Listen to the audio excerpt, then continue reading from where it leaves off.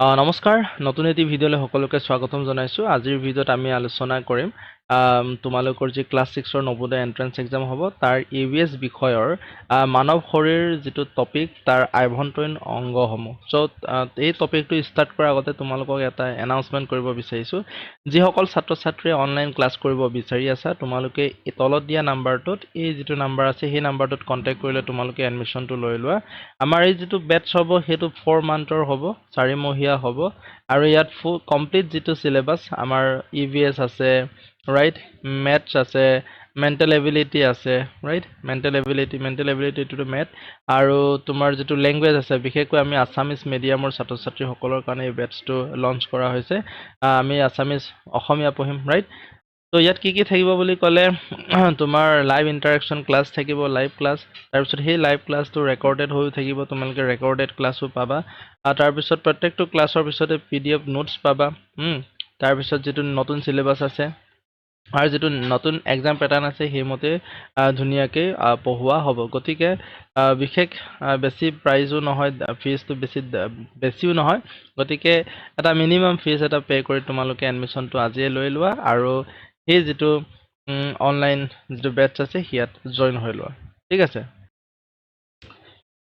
So এই কোৰ্সটো তোমালোকক design কৰা হৈছে প্ৰত্যেকটো যেটো ইয়াত পিপিটি লৈ আনিছো সেইখিনি তোমালোকক প্ৰথমতে বেসিক কনসেপ্ট সমূহ তন্নকৈ বুজোৱা হৈছে আৰু এই ক্লাছটো এক প্ৰকাৰ অনলাইন ক্লাছৰ ডেমো ক্লাছই হ'ব মানে আমি ক্লাছটোত কেনেকৈ পঢ়িম ঠিক আছে তো বেসিক আমি ইয়াত কি কৰা হৈছে ডিজাইনটো কৰা হৈছে বেসিক কনসেপ্টবোৰ আমি প্ৰথমতে ধুনিয়াকৈ তন্নকৈ বিতংভাৱে আমি আলোচনা কৰিম তাৰ পিছত আকৌ ইজি লেভেলৰ পৰা তোমাৰ এডভান্স লেভেললৈ চ্যালেঞ্জিং লেভেললৈ তোমাৰ কি হ'ব এমসিকিউ থাকিব পৰীক্ষাত আহিব পৰা এইখিনি আমি ডিসকাস কৰিম ঠিক আছে সো এখন তোমালোকে যদি এই পিডিএফ পাবা ইয়াৰ পিছতে ক্লাছৰ পিছতে মই ডেসক্ৰিপচন বক্সৰ লিংক দি থম তাৰ পৰা তোমালোকে ক্লিক কৰি ডাউনলোড কৰি লবা আৰু এইখিনিকে বাৰে পঢ়ি কিতাপৰ দৰে ইউজ কৰিব পাৰিবা সো সেইখানে আমি গোটেই বিতংভাৱে ইয়াত কথাবোৰ লিখি দিয়া হৈছে মেইন কথাটো হল আমাৰ আভ্যন্তৰীণ অংগসমূহ আমি পঢ়িব লাগিব তাৰ আগতে তোমালোকক আমাৰ মানৱ শৰীৰটো দেখাব বিচাৰিছো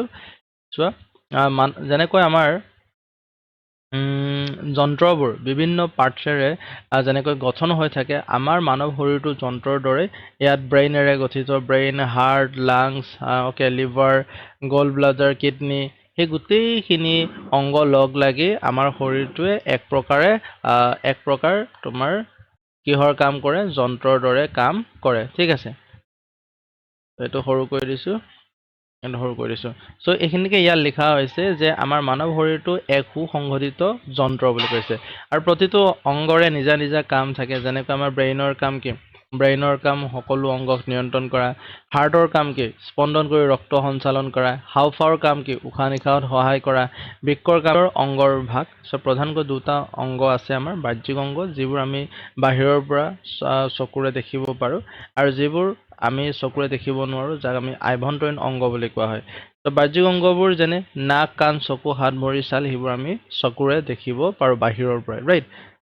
আৰু আভ্যন্তৰীণ অংগবোৰ আমি চকুৰে বাহিৰৰ পৰা চাব নোৱাৰো দেখা পোৱা নাযায় এইবোৰ সিটি স্ক্যান এক্স-ৰে এমআৰআই আল্ট্ৰাসাউণ্ড আদিৰ জৰিয়তে কি কৰা হয় পৰীক্ষা কৰা হয় যেনে আমাৰ মগজু যকৃত হৃদপিণ্ড হাওফাও পাকস্থলী অন্ত্ৰ সেইবোৰ আভ্যন্তৰীণ অংগত পৰে সো প্ৰত্যেকটো অংগৰ বিষয়ে আমি বিতংভাৱে ইম্পৰ্টেন্ট যিবোৰ অংগ আছে সেইবোৰ বিষয়ে আমি আলোচনা কৰিম আৰু তোমালোকৰ এক্সামতো সকলো অংগৰ বিষয়ে নাহিব যত ইম্পৰ্টেন্ট অংগ আছে সেইখিনিৰ বিষয়ে আহিব ইম্পৰ্টেন্ট ফ্যাক্ট আছে ইয়াত বৃহত্তম অংগ ছাল ৰাইট হেতু কি ক'ব বিচাৰিছে যে আমাৰ শৰীৰটো বাহ্যিক আৰু আভ্যন্তৰীণ অংগৰে গঠিত এই সকলোবোৰ অংগৰ ভিতৰত আটাইতকৈ ডাঙৰ অংগটো কি বুলি ক'লে আমাৰ ছালটো ৰাইট কিন্তু এইখিনিতে এটা কথা আছে তো বি কেয়াৰফুল যে আভ্যন্তৰীণ অংগৰ ভিতৰত আটাইতকৈ ডাঙৰ কোনটো বুলি ক'লে তুমি কি ক'ব লাগিব যকৃত ক'ব লাগিব যকৃত মিন্স লিভাৰটো ক'ব লাগিব ৰাইট সো প্ৰশ্নটো মনত ৰাখিব এই দুটা পইণ্ট মনত ৰাখিব পৰীক্ষাত আহিব পৰা এই দুটা পইণ্ট সো বৃহত্তম অংগ বুলি ক'লে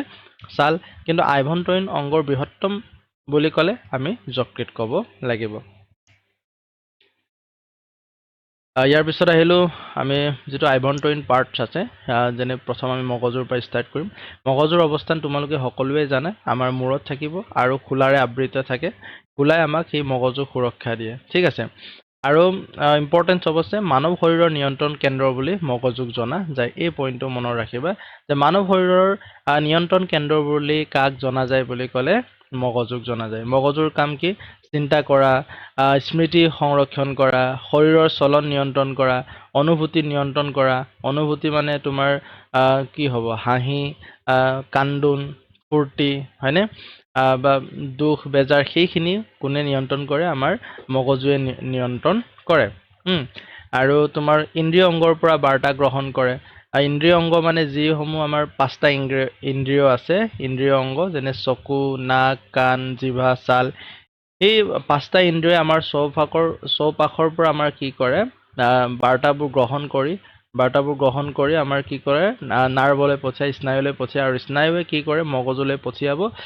ওকে, ব্ৰেইনে আকৌ আমাক শৰীৰক কি কৰিব? সেই বাৰ্তাসমূহ গ্ৰহণ কৰি কি কৰিব লাগে পৰিস্থিতি সাপেক্ষে আমাৰ অংগসমূহে কেনেধৰণে কাম কৰিব লাগে সেইখিনি ব্ৰেইনে নিৰ্দেশ দিয়ে। আৰু শৰীৰৰ সকলো অংশৰ লগত কি কৰে? সমন্বয় স্থাপন কৰে, সংযোগ স্থাপন কৰি ৰাখে। চ' ইণ্টাৰেষ্টিং ফেক্ট মগজুৰ বিষয়ে, মগজুৱে 24/7 আৱাৰ্ছ কাম কৰে, মানে 24 ঘণ্টাই কাম কৰে। তাৰপিছত সমগ্ৰ শৰীৰৰ প্ৰায় 20% আমাৰ যিটো আমাৰ শৰীৰত যিমানেই শক্তি নাথাকক, এই শক্তিটো কেলৰি হিচাপত থাকে ন, সেই শক্তিৰ 20% কোনে ব্যৱহাৰ কৰে বুলি কয়? মগজুৱে ব্যৱহাৰ কৰে। আৰু প্ৰাপ্তবয়স্ক এজন মানুহ, প্ৰাপ্তবয়স্ক মানে যিসকলৰ 18 বছৰৰ বয়স, 18 বছৰৰ ওপৰৰ, 18 বছৰ বা 18 বছৰৰ ওপৰৰ সেইসকলক কোৱা হয় প্ৰাপ্তবয়স্ক। আৰু তাৰ মগজুৰ ওজন কিমান বুলি কৈছে? 1.3 পৰা 1.4ৰ ভিতৰত থাকে। ডেট মিনছ এপ্ৰক্সিমেটলি 1.5 কেজি বুলি যে কওঁ আমি, তাৰ ওচৰা ওচৰিকৈ থাকে বুলি কৈছে। নেক্সট ইম্পৰ্টেণ্ট পাৰ্টটো হৈছে হাৰ্ট, হৃদপিণ্ড।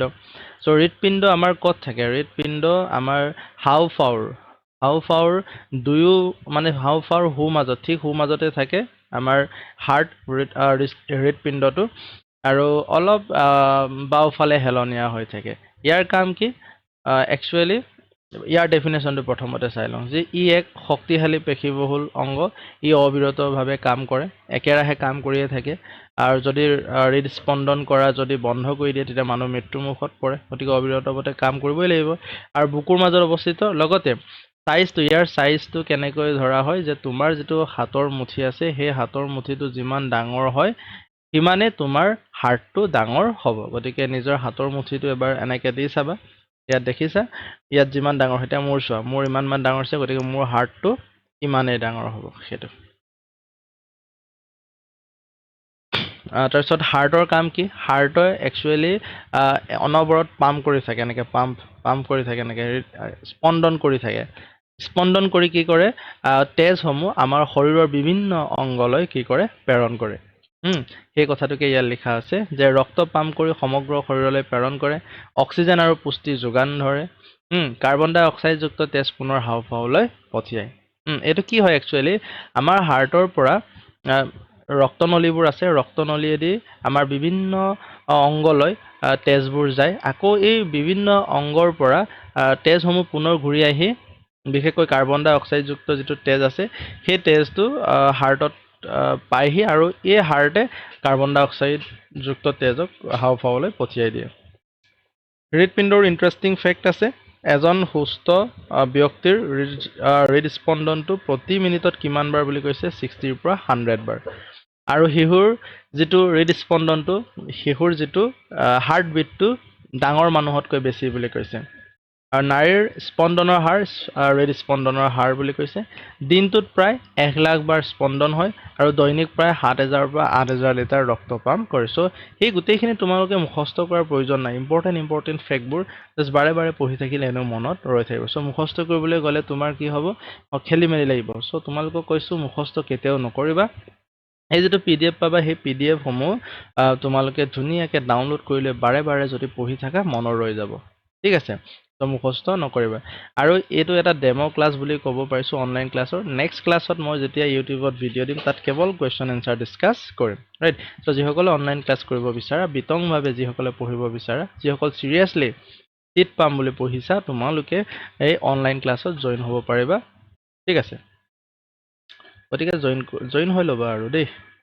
নেক্সট আমি ৰক্তৰ বিষয়ে পঢ়িব লাগিব ৰক্ত বহুত ইম্পৰ্টেন্ট যাক আমি ব্লাড বুলি কোৱা হয় তেজ মানে ৰক্ত মানে তেজ তো কি হয় চাবলৈ গ'লে তৰল সংযোজক কলা হয় সমগ্ৰ শৰীৰত অক্সিজেন পুষ্টি হৰমন বৰ্জ্য পদাৰ্থ কঢ়িয়াই লৈ ফুৰে শৰীৰৰ তাপমাত্ৰা নিয়ন্ত্ৰণ কৰে সেইখিনি কথা মনত ৰাখিবা ৰক্তৰ ডেফিনেশ্যনটো যদি তোমালোকে দিব বিচাৰা তেতিয়া ক'বা যে তৰল সংযোজক কলা একচুৱেলি চোৱা আমাৰ তেজৰ কিছুমান কোষ আছে কিছুমান কলা আছে ৰাইট তো সেই কলাসমূহ কি কৰে তাত পানীৰ দৰে পদাৰ্থত ভাহি থাকে ঠিক আছে পানীৰ দৰে পদাৰ্থত ভাহি থাকে তো সেইটো কোৱা হয় তৰল সংযোজক কলা বুলি ৰাইট সো সেইটোৱে হ'ব আমাৰ ব্লাড আৰু সমগ্ৰ শৰীৰত আমাৰ অক্সিজেনে হওক পুষ্টিয়ে হওক হৰমনে হওক বৰ্জ্য পদাৰ্থই হওক সেই সকলোখিনি তেজৰ জৰিয়তে অহা যোৱা কৰি থাকে আৰু আমাৰ শৰীৰৰ তাপমাত্ৰাটো নিয়ন্ত্ৰণ কৰে আৰু ইয়াৰ মুখ্য অংশ চাৰিটা হয় লোহিত ৰক্তকণিকা যাক ৰেড ব্লাড চাৰ্কল বুলি কোৱা হয় শ্বেত ৰক্তকণিকা যাক হোৱাইট ব্লাড চাৰ্কল বুলি কোৱা হয় ৰক্ত অনুচক্ৰিকা প্লেটেলেটছ বুলি কোৱা হয় নাম্বাৰ 4টো হৈছে প্লাজমা এই চাৰিটা ইম্পৰ্টেণ্ট হয় ওপৰৰ কেইটা ইম্পৰ্টেণ্ট নহ'লেও এই চাৰিটা কিন্তু ইম্পৰ্টেণ্ট হয় চোৱা লোহিত ৰক্তকণিকাৰ কাম কি হয় লোহিত ৰক্তকণিকা প্ৰথম কথাটো হ'ল এইটো ৰঙা হয় কিয় ৰঙা হয় তেজ ৰঙা হোৱাৰ কাৰণটো হৈছে হিমোগ্লোবিন থাকে কি থাকে হিমোগ্লোবিন থাকে আৰু লোহিত ৰক্তকণিকাই কি কৰে অক্সিজেন বহন কৰে আমাৰ বিভিন্ন অংগসমূহলৈ অক্সিজেন বহন কৰে আৰু শ্বেত ৰক্তকণিকাই কি কৰে শ্বেত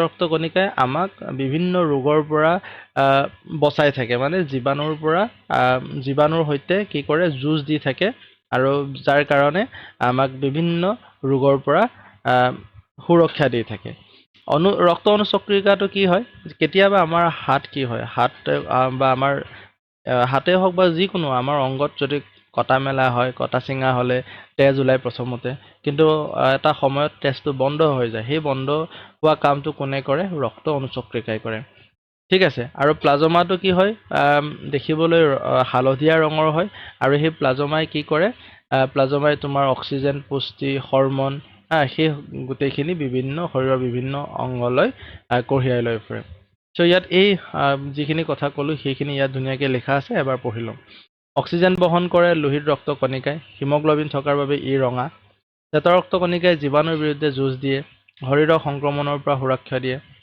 ৰক্ত অনুচক্ৰিকাই কি কৰে আঘাত পালে তেজ গোট মৰাত সহায় কৰে অত্যধিক ৰক্তক্ষৰণ ৰোধ কৰে প্লাজমা হালধীয়া ৰঙৰ হয় পুষ্টি হৰমন বৰ্জ্য পদাৰ্থ বহন কৰে ৰক্তকণিকাবোৰ কি কৰে কঢ়িয়াই নিয়ে সেইটো আৰু সবতছে ইম্পৰ্টেণ্ট ৰক্তনলী আমাৰ তিনি প্ৰকাৰ আছে ধমনী হীৰা আৰু কৌষ্টিক নলী আমাৰ হাৰ্টটো মই হাৰ্টটো এনেকৈ আঁকিছোঁ আৰু দেই হাৰ্টটো ধৰক এইটো এই হাৰ্টটোৰ পৰা আমাৰ বিভিন্ন অংগলৈ কেইবাটাও ৰক্তনলিকা কি হৈ আছে সংযোগ হৈ আছে এতিয়া এই ৰক্তনলিকাৰ তিনি প্ৰকাৰ আমি পালোঁ ধমনী মানে কি যে হাৰ্টৰ পৰা পাম্প কৰি এই যিটো তেজবোৰ সেই তেজবোৰ শৰীৰৰ বিভিন্ন অংগলৈ যিডাল ৰক্তনলীয়ে কঢ়িয়াই লৈ যায় তেজসমূহ তেতিয়া তাক কোৱা হয় ধমনী তাক কি বুলি কোৱা হয় ধমনী তাৰপিছত সেই শৰীৰৰ বিভিন্ন অংগৰ পৰা পুনৰ তেজবোৰ কাৰ্বন ডাই অক্সাইডযুক্ত তেজবোৰ আমাৰ আকৌ হাৰ্টলৈ ঘূৰি আহে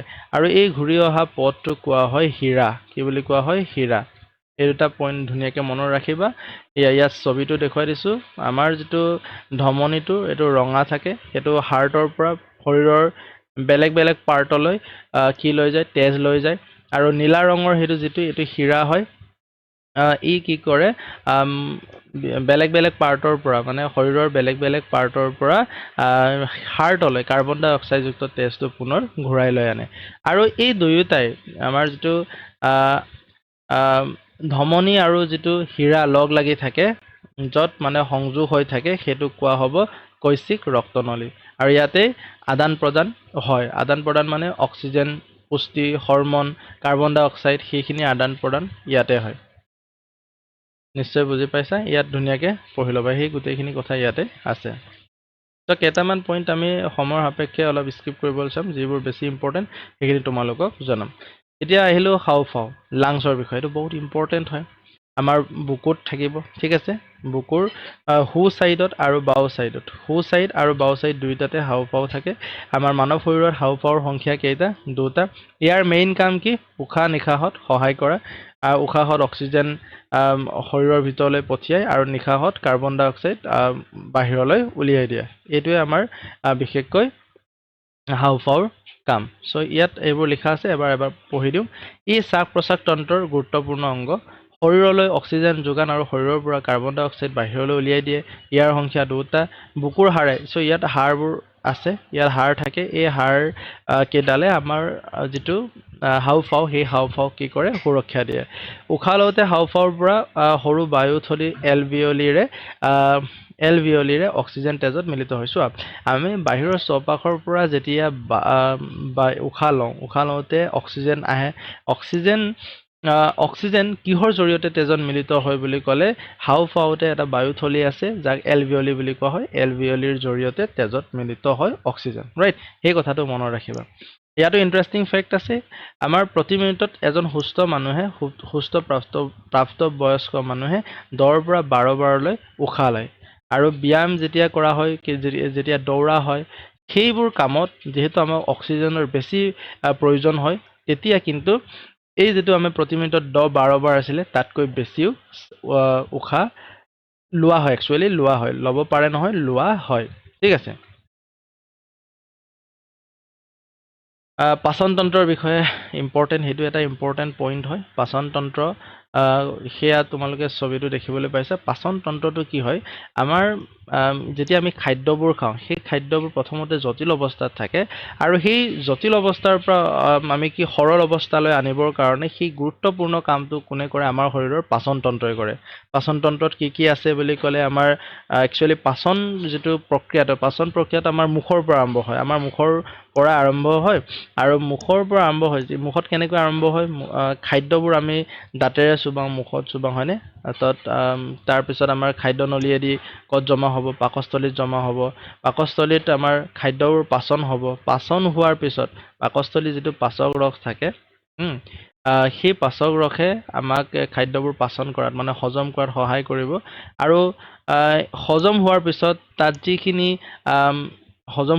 তাৰ পৰা যিখিনি শৰীৰে শক্তি গ্ৰহণ কৰিব লাগে, পুষ্টি গ্ৰহণ কৰিব লাগে, সেইখিনি এই যিটো এইবোৰ নলীবোৰ দেখিছানে, সেইটো কোৱা হয় অন্ত্ৰ। অন্ত্ৰ 2টা আছে, এটা হ'ল সৰু অন্ত্ৰ আৰু এটা হ'ল বৃহৎ অন্ত্ৰ। চ' সৰু অন্ত্ৰত আমাৰ গোটেই পাচন তন্ত্ৰটো কি হয়, পাচন যিটো কাৰ্যটো শেষ হয় বুলি কৈছে। তো শেষ হোৱাৰ লগে লগে তাত আমাৰ কি হয়, আমাৰ যিখিনি শক্তিৰ প্ৰয়োজন হয়, যিখিনি পুষ্টি প্ৰয়োজন হয়, সেইখিনি তাতে শোষণ কৰি এই অৰুতন্ত্ৰই তেজৰ জৰিয়তে বেলেগ বেলেগ অংগলৈ পঠিওৱা হয়। আৰু যিখিনি পাচন নোহোৱাকৈ থাকি যায়, সেইখিনি খাদ্যবস্তুসমূহ সেই যিটো বৃহৎ অন্ত্ৰ আছে, সেই বৃহৎ অন্ত্ৰলৈ কি কৰে, গুচি যায়। অ'কে, চ' তাত বৃহৎ অন্ত্ৰই কি কৰে, পানী শোষণ কৰে। পানী শোষণ কৰি সেই অপাচ্য যিটো খাদ্য আছিলে, সেই খাদ্যসমূহ কি কৰে, খাদ্যৰ জৰিয়তে মল গঠন কৰে আৰু এই মলসমূহ শেষত পায়ুৰে আমাৰ বাহিৰলৈ ওলাই যায়। ঠিক আছে। চ' ইয়াত কি লিখা আছিলে, এইটোকে পঢ়িলোঁ। সেই খাদ্যবোৰ সৰু সৰু পুষ্টি কণালৈ ৰূপান্তৰিত হয় পাচন তন্ত্ৰৰ জৰিয়তে। ফলত শৰীৰে সহজে শোষণ কৰি শক্তি বৃদ্ধি আৰু মেৰামতিৰ কামত ব্যৱহাৰ কৰে। পাচন প্ৰক্ৰিয়া মুখত আৰম্ভ হয়, সেইটো মনত ৰাখিবা। খাদ্য দাঁতেৰে চুবাই সৰু সৰু টুকুৰা কৰা হয়। মুখত থকা লালটিয়ে খাদ্য নৰম কৰাত সহায় কৰে। ইয়াতে শ্বেতসাৰৰ পাচন আৰম্ভ হয়। চুবোৱা খাদ্য পাকস্থলীলৈ যায়। পাচৰ ৰসৰ সহায়ত খাদ্য পাচন হয়। সৰু অন্ত্ৰত পাচন শেষ হয়, ই পুষ্টি শোষণ কৰি তেজৰ লগত মিহলায়। সৰু অন্ত্ৰৰ পৰা অপাচ্য খাদ্যবোৰ বৃহৎ অন্ত্ৰলৈ যায়, ই পানী শোষণ কৰি মল গঠন কৰে। মলাশয়ত জমা হোৱা মল শেষত পায়ুৰে ওলাই যায়। অলপ আগতে যিখিনি তোমালোকক বুজালো, সেইখিনি। ঠিক আছে। চ' মনত ৰাখিবা, পাচন কাৰ্য ক'ত আৰম্ভ হয় বুলি ক'লে, পাচন কাৰ্য আমাৰ মুখত আৰম্ভ হয়। নেক্সট টপিকলৈ আগবাঢ়িছোঁ। সেইটো বহুত ইম্পৰ্টেণ্ট, লিভাৰটোৰ বিষয়ে। তোমালোকে জানা যে বুকুৰ অকণমান তলত, মানে আমাৰ কি বুলি কয়, পেটৰ সোঁফালে আমাৰ লিভাৰৰ অৱস্থান। লিভাৰ ক'ত আছে, হাওঁফাওঁৰ ঠিক তলতে, পেটৰ সোঁ চাইডত। সেইটো পেটৰ সোঁফালে অংশত অৱস্থিত। আৰু বৃহত্তম আভ্যন্তৰীণ অংগ বুলি কৈছে। বৃহত্তম অংগ বুলি ক'লে, আমাৰ শৰীৰৰ বৃহত্তম অংগ বুলি ক'লে ছাল হয়। কিন্তু আভ্যন্তৰীণ অংগবোৰৰ ভিতৰত আটাইতকৈ ডাঙৰ অংগ কোনটো হ'ব আমাৰ লিভাৰটো হ'ব ই পিত্ত উৎপন্ন কৰে পিত্ত ক'ত উৎপন্ন হয় এইটো বহুত ইম্পৰ্টেণ্ট হয় ঠিক আছে পিত্তটো এক প্ৰকাৰৰ তৰল পদাৰ্থ হয় নীলা ৰঙৰ ঠিক আছে হেতুক কিছুমানে পিত্ত বুলিও কৈ দিয়ে সো পিত্ত ক'ত উৎপন্ন হয় লিভাৰত যকৃতত উৎপন্ন হয় আৰু পিত্তৰ কাম কি পিত্তই চৰ্বি হজম কৰাত সহায় কৰে সেই কথাটো মনত ৰাখিবা তাৰপিছত যকৃতে গ্লাইকোজেন কিছুমান ভিটামিন আৰু খনিজ পদাৰ্থ কি কৰে সঞ্চয় কৰে তাৰপিছত এই ৰক্তৰ পৰা বিষাক্ত পদাৰ্থক অপসাৰণ কৰি শৰীৰক সুৰক্ষা দিয়ে যিটো আমাৰ তেজ আছে তেজত বিষাক্ত পদাৰ্থ মিহলি হৈ থাকিব পাৰে সেই বিষাক্ত পদাৰ্থবোৰ কোনে অতৰাই পেলাই বুলি কৈছে লিভাৰে অতৰাই পেলাই সো লিভাৰটো আমাৰ কাৰণে এই কাৰণে খুব গুৰুত্বপূৰ্ণ এটা অংগ হয় তো নিশ্চয় বুজি পাইছে যিসকল ছাত্ৰ ছাত্ৰী নতুনকৈ চাই আছা তোমালোকে চেনেলটো ছাবস্ক্ৰাইব কৰি ল'বা আৰু বেল আইকনটো প্ৰেছ কৰি থবা যাতে সময়মতে ভিডিঅ'বোৰ পাই যোৱা লগতে বন্ধুবৰ্গৰ লগত আজিৰ এই যিটো ভিডিঅ' সেই ভিডিঅ'টো তোমালোকে শ্বেয়াৰ কৰা আৰু লাইক কৰা যিসকল সকলোকে কৈছোঁ যিসকলে চাই আছা তোমালোকে এবাৰ ভিডিঅ'টো লাইক কৰিবা ৰাইট তো এইটো ইমান ইম্পৰ্টেণ্ট নহয় এইটো মোৰ এইটো ইমান ইম্পৰ্টেণ্ট নহয় এইটো মই এৰিছোঁ তোমালোকে পঢ়ি ল'বা ইম্পৰ্টেণ্ট নহয় বুলি নহয় আৰু তোমালোকে এইটো পঢ়ি ল'বা মই অলপ স্কিপ কৰিম দুই এটা তো গল ব্লাডাৰটো আমাৰ ইম্পৰ্টেণ্ট হয় গল ব্লাডাৰ ইয়াতো মই দেখিছা এইটো গল ব্লাডাৰ এইটো ওকে ৰিংটো চেঞ্জ কৰি দেখাই দিছোঁ এই পাৰ্টটো হৈছে আমাৰ গল ব্লাডাৰ ক'ত আছে দেখিছা এইটো আমাৰ পাকস্থলীৰ লগতে সংযুক্ত হৈ আছে আৰু ইয়াত কি হয় পিত্তবোৰ তাত সংৰক্ষণ হয় কি আছিলে পিত্ত কোনে ক'ত উৎপন্ন হয় আমাৰ লিভাৰত উৎপন্ন হয় কিন্তু লিভাৰত পিত্ত সংৰক্ষিত হৈ নাথাকে পিত্তটো ক'ত জমা হৈ থাকে গল ব্লাডাৰত জমা হৈ থাকে আৰু পিত্তই কিহৰ কাম কৰে চৰ্বি হজম কৰাৰ সহায় কৰে প্ৰয়োজন হ'লে সৰু অন্তলৈ পিত্ত এৰি দিয়ে যদি প্ৰয়োজন হয় তেতিয়া এই গল ব্লাডাৰৰ পৰাই আমাৰ যিটো সৰু অন্ত্ৰ থাকে সৰু সৰু নলীবোৰ যে পেটৰ যিটো সেইখিনি মানে তালৈ গুচি যায় বুলি কৈছে সেইটো এটা ৱণ্ডাৰফুল ফেক্ট আছে সেইটো কি কৈছে যকৃত একমাত্ৰ ডাঙৰ অংগ যি আংশিক ক্ষতিগ্ৰস্ত হ'লেও পুনৰ বৃদ্ধি কৰাৰ অসাধাৰণ হ'ব লাগে ক্ষমতা ৰাখে মানে লিভাৰ কেতিয়াবা মানুহৰ কি হয় ডেমেজ হৈ যোৱাৰ চান্স মানে ডেমেজ হৈ যায় কিন্তু সম্পূৰ্ণ ডেমেজ হ'লে বেলেগ কথা কিন্তু অকণমান যদি ডেমেজ হৈ থাকে সেই ডেমেজ হোৱা অংশটো পুনৰ নিজে মেৰামতি কৰি লৈ ভাল হোৱাৰ ক্ষমতা ৰাখে বুলি কৈছে সৰু অন্তৰ দৈৰ্ঘ্য প্ৰায় 6 মিটাৰ আৰু বৃহৎ অন্তৰ দৈৰ্ঘ্য প্ৰায় 1.5 মিটাৰ যে সৰু অন্ত্ৰটো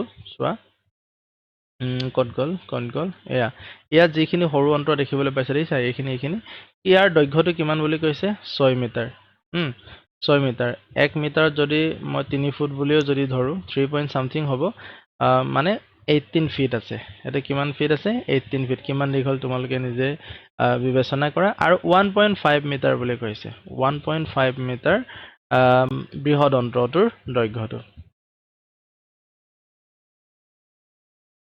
তাৰপিছত বৃক্ক সেইটোতো বহুত ইম্পৰ্টেণ্ট হয় আমাৰ ক'ত থাকে বুলি কৈছে কঁকালৰ ওপৰত মেৰুদণ্ডৰ দুয়ো কাষে অৱস্থিত এয়া দুটা বৃক্ক আছে আৰু কি দুটা আছিলে আমাৰ শৰীৰত আভ্যন্তৰীণ অংগৰ বিষয়ে কৈছোঁ ৰাইট এইটো আমাৰ হাওঁফাওঁ আছিলে হাওঁফাওঁ দুটা আছে আৰু ক'ত অৱস্থিত বুকুত অৱস্থিত বুকুৰ সু মাজত বুলি ক'ব পাৰি সু আৰু বাও দুইটা চাইডতে থাকে তাৰপিছত বৃক্কৰ কাম কি কামখিনি ইয়াত লিখা আছে বিশেষকৈ ই ৰক্ত পৰিষ্কাৰ কৰা গুৰুত্বপূৰ্ণ অংগ হয় আমাৰ শৰীৰত দুটা বৃক্ক আছে ইয়াত লিখা আছে নেক্সট ইয়াৰ কাম কি তেজত থকা ইউৰিয়া অতিৰিক্ত লৱণ আৰু পানী চাকি তেজ পৰিষ্কাৰ কৰে ঠিক আছে পৰিষ্কাৰ কৰাৰ পিছত অপচয় পদাৰ্থ অতিৰিক্ত লৱণ আৰু পানীৰে মূত্ৰ গঠন হয় পৰিষ্কাৰ কৰাৰ পিছত আকৌ শৰীৰৰ বিভিন্ন অংগলৈ সেই পৰিষ্কাৰ হোৱা পানী পৰিষ্কাৰ হোৱা তেজসমূহ শৰীৰৰ বিভিন্ন অংগলৈ গুচি যাব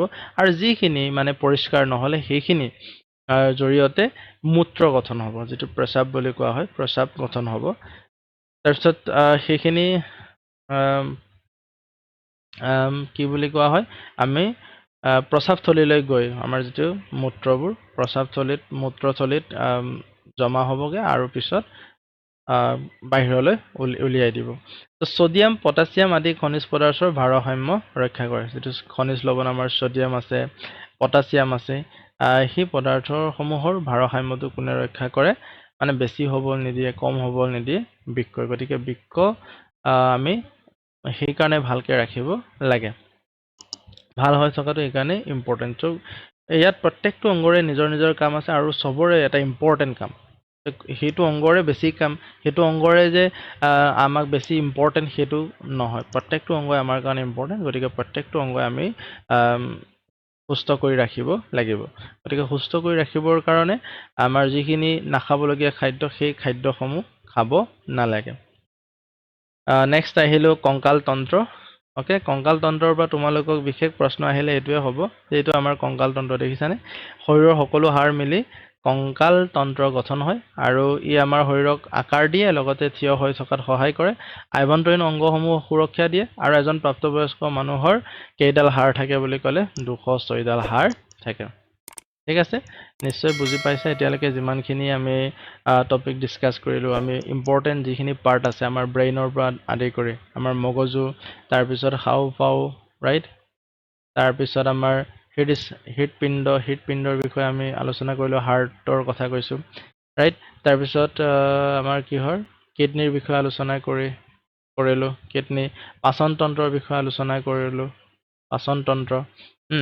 তাৰপিছত আৰু এটা থাকি গৈছে যকৃতৰ, মানে যিটো লিভাৰৰ কথা আমি আলোচনা কৰিছোঁ।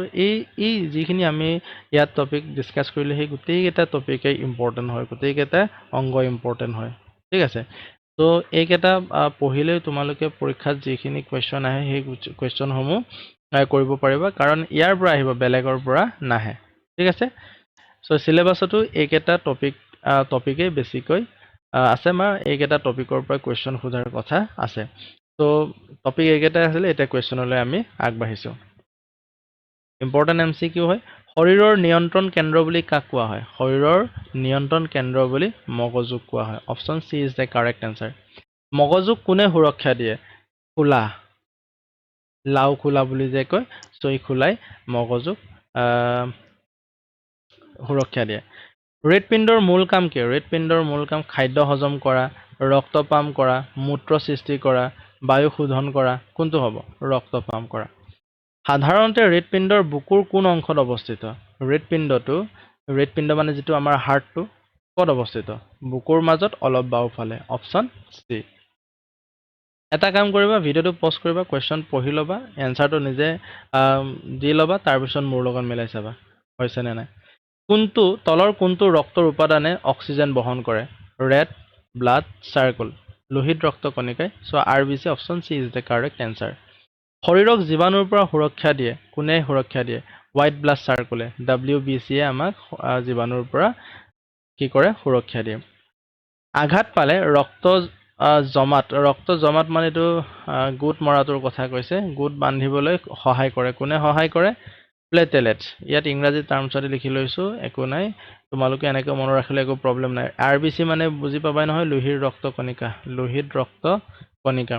প্লাজমাই হ'ব, WBCটো কি হ'ব? White blood sales. অ'কে, শ্বেত ৰক্ত কণিকা, আৰু প্লেটেলেটছ মানে কি আছিলে? অনুচক্ৰিকা। এইটো অনুচক্ৰিকা বুলি লিখি ল'বা, মই ইয়াত লিখি দিছোঁ। ত' PDF-ত এনেকৈ লিখা পাবা। হৃদয় মানে তোমাৰ যিটো হৃদপিণ্ডৰ কথা কৈছে, হৃদপিণ্ডৰ পৰা ৰক্ত শৰীৰলৈ কঢ়িয়াই নিয়ে, কোনে নিয়ে? হীৰাই নিয়ে, কৈশিক নলী নে ধমনী? চ' ধমনীয়ে হাৰ্টৰ পৰা ধমনীয়ে কি কৰে? ধমনীয়ে শৰীৰৰ বিভিন্ন অংগলৈ তেজ কঢ়িয়াই নিয়ে। শৰীৰৰ পৰা ৰক্ত পুনৰ হৃদয়লৈ ঘূৰাই আনে, কোনে ঘূৰাই আনে? হীৰাই ঘূৰাই আনে। অ'কে, হীৰাটো তোমাৰ একচুৱেলি এইটো হ'ব লাগে।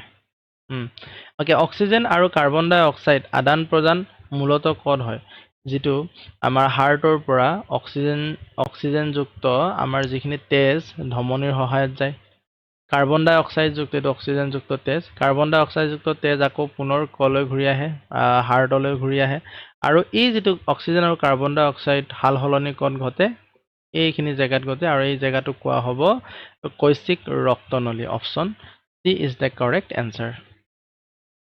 শ্বাস প্ৰশ্বাসৰ মুখ্য অংগ কোনটো সো শ্বাস প্ৰশ্বাসৰ মুখ্য অংগ আমাৰ হাওঁফাওঁৰ জৰিয়তে আমি উশাহ নিশাহ লোৱা হয় খাদ্যৰ পাচন প্ৰথমে ক'ত আৰম্ভ হয় বাকস্থলীত সৰু অন্ত্ৰৰ মুখত খাদ্যনলীত অপচন সি মুখত আৰম্ভ হয় সো পৰীক্ষাত এনেধৰণৰ কুৱেশ্যনে আহিব ইয়াতকে বিশেষ বেছি টান প্ৰশ্ন তোমালোকক সুধি নিদিয়ে তো তথাপিও সেই কুৱেশ্যনখিনি আমি বেছিক কুৱেশ্যন বুলি কৈছোঁ এইখিনি আমাৰ বেছিক কুৱেশ্যন বেছিকৰ পৰা মডাৰেট আৰু ইমানো বেছিক নহয় ঠিক আছে সেইখিনি তোমালোকে জানিবই লাগিব নেক্সট হজম হোৱা খাদ্যৰ পুষ্টি মূলতঃ ক'ত শোষিত হয় যিখিনি আমাৰ খাদ্যবোৰ হজম হয় মুখত পাচন ক্ৰিয়া আৰম্ভ হয় শেষ ক'ত হয় সৰু অন্ত্ৰত হয় so option C is the correct answer তলৰ কোনটো অংগে পিত্ত উৎপন্ন কৰে যকৃতে পিত্ত উৎপন্ন কৰে তাৰপিছত পিত্ত ক'ত সংৰক্ষণ হয় গল ব্লাডাৰটোক আমি কি বুলি কওঁ পিত্তথলী বুলি কোৱা হয় এজন প্ৰাপ্তবয়স্ক মানুহৰ শৰীৰত কিমানডাল হাড় থাকে এইটো কিমানটা আছে কিমানডালো হ'ব পাৰে একো নাই তাও হ'ব পাৰে হাড় থাকে বুলি ক'লে 206 এইটো বহুত ইম্পৰ্টেণ্ট হয় এইটো আহি যাব ৰাইট নাম্বাৰ 16 এইটো আহিব পৰা কুৱেশ্যন নাম্বাৰ 17 শৰীৰৰ আটাইতকৈ দীঘল হাড় কোনটো সো স্কাল মানেটো কি এইটো লাও খোলাটোৰ কথা কৈছে ৰিব মানে যেটো বুকুৰ হাড়ৰ কথা কৈছে ৰাইট সো স্পাইন মানে মেৰুদণ্ডৰ কথা কৈছে হেতুটো আমাৰ আটাইতকৈ দীঘল হাড় নহয় সো ফেমিউৰটো আমাৰ যেটো ফিমাৰ বুলি কয় ফিমাৰ বুলি এডাল হাড় আছে হেতু তোমাৰ উৰুত থাকে ৰাইট উৰুৰ পৰা তোমাৰ আঁঠুলৈকে বিস্তৃত যেটো এডাল হাড় আছে এই হাড়ডালে আমাৰ মানৱ শৰীৰৰ আটাইতকৈ দীঘল হাড় তাৰপিছত আটাইতকৈ ছুটি হাড়ডাল যদি আমাক সুধে তেতিয়া তুমি লিখিব লাগিব ষ্টেপিছ কি বুলি লিখিব লাগিব ষ্টেপিছ হেতু ক'ত থাকে বুলি ক'লে হেতু কাণৰ আমাৰ যেটো কাণৰ মধ্যভাগত থাকে ৰাইট সো হেতু ক'ত থাকে এটো ইম্পৰ্টেন্ট নহয় তোমালোকৰ কুৱেশ্যন আহিলে এনেকৈ আহিব যে আটাইতকৈ দীঘল হাড় কোনটো হ'ব পাৰে তেতিয়া তোমাৰ ফিমাৰটো মনত ৰাখিবা আৰু আটাইতকৈ ছুটি হাড়টো ক'ত হ'ব বুলি ক'লে ষ্টেপিছটো হ'ব তলৰ কোনটো তন্ত্ৰই শৰীৰৰ সকলো কাম নিয়ন্ত্ৰণ কৰে হেতু কোনে নিয়ন্ত্ৰণ কৰিব পাচন তন্ত্ৰ ৰক্ত সঞ্চালন তন্ত্ৰ স্নায়ু তন্ত্ৰ বৰ্জ্য নিষ্কাশন তন্ত্ৰ সো আমাৰ স্নায়ু তন্ত্ৰই গোটেইখিনি কাম নিয়ন্ত্ৰণ কৰে সো আমাৰ ইন্দ্ৰিয়বোৰে আমাৰ যিখিনি ইন্দ্ৰিয় আছে সেই ইন্দ্ৰিয়সমূহে সেই বাৰ্তাসমূহ বাহিৰৰ চৌপাশৰ পৰা যিখিনি পোৱা বাৰ্তা সেই বাৰ্তা কাক দিয়ে স্নায়ুৱে আকৌ কাক দিয়ে মগজুক দিয়ে গতিকে মগজুৱে তাৰ পিছত স্নায়ুৱে দিয়াৰ পিছতহে মগজুৱে নিয়ন্ত্ৰণ কৰিব পাৰে সো প্ৰথম এই কুৱেশ্যনটো ইম্পৰ্টেন্ট হয় ইয়াত খেলিমেলি হ'ব নালাগে সো কোনটো তন্ত্ৰ শৰীৰৰ সকলো কাম নিয়ন্ত্ৰণ কৰে বুলি ক'লে স্নায়ু তন্ত্ৰ তাৰ পিছত আমাৰ মগজু আহিব নেক্সট যদি প্লেটেলেটছৰ সংখ্যা মানে অনুচক্ৰিকা দেই এইটো অনুচক্ৰিকা যদি অনুচক্ৰিকা সংখ্যা অত্যন্ত কমি যায় তেন্তে কোনটো সমস্যা হোৱাৰ সম্ভাৱনা অধিক ভিডিওটো পজ কৰা ইয়াৰ এনসাৰটো দিয়া খাদ্য হজম নহব সো অনুচক্ৰিকাৰ কাম কি আছিল তেজ গোট মৰাত সহায় কৰা ঠিক আছে সো ইয়াৰ এনসাৰটো আমাৰ কি হ'ব দীৰ্ঘ সময় ধৰি ৰক্তক্ষৰণ হ'ব যদি গোট নামাৰে তেজটো বৈ থাকিব ক্ষৰণ হৈ থাকিব হেতু নেক্সট এজন ব্যক্তিয়ে অতি কম পানী খায় প্ৰথম কোনটো অংগে ইয়াৰ প্ৰভাৱ অনুভৱ কৰে সো কম পানী খালে আমাৰ বৃক্কই কিডনিত কি কৰিব প্ৰভাৱটো পৰিব গতিকে যথেষ্ট পৰিমাণৰ পানী খোৱাটো আমাৰ দৰকাৰ হয় আমাৰ যেটো বৃক্কটো সুস্থ কৰি ৰাখিবৰ কাৰণে কোনটো তলৰ কোনটো ক্ৰমে একচুয়ালি কোনটো ক্ৰমে হ'ব লাগিছিল ঠিক আছে এইবোৰ টাইপিং মিস্টেক হৈ যায় এইবোৰ তোমালোকে ক্ষমা কৰিবা সেইবোৰ নাই বুলি ভাবা নিজে ঠিক কৰি ল'বা আৰু দেই তো কোনটো ক্ৰমে বায়ুৰ সঠিক